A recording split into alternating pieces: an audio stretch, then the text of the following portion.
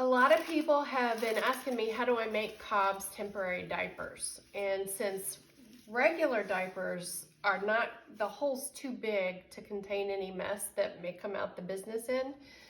So instead of buying diapers that are specifically made for dogs, and I've tried children's diapers, they don't work. They don't hold everything in. So when Cobb gets a tummy ache, now I actually make a diaper out of a typical pee pad, and I keep them right here. This is Cobb's potty station, and it just so happens I do it here in our living room because this fireplace stoop is just the right height to hold him across my lap.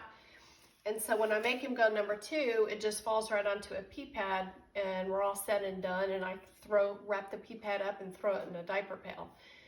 But when he has diarrhea or he's having a problem with that, obviously I need a diaper because his bowel movements aren't going to be predictable.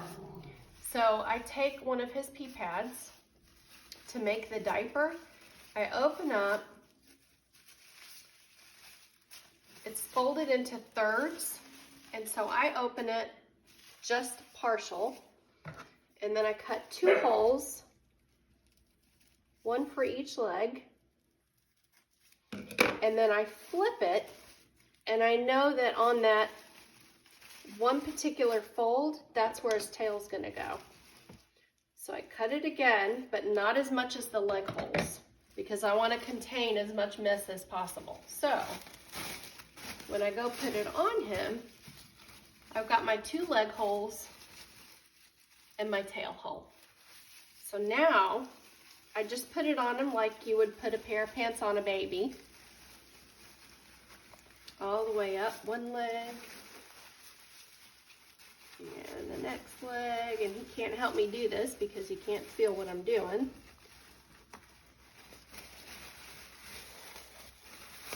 And so at this point, because there's plastic and paper in here, you want to make sure that it goes all the way up the top of his leg, but that the plastic is loose enough right here that it's not going to cut off any circulation.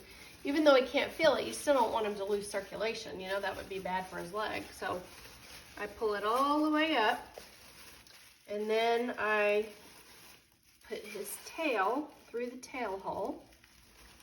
And you also want to make sure that that's loose enough that you don't cut off any circulation, but small enough that no accident's going to come out. And then what I do is I tuck the remaining part under his belly,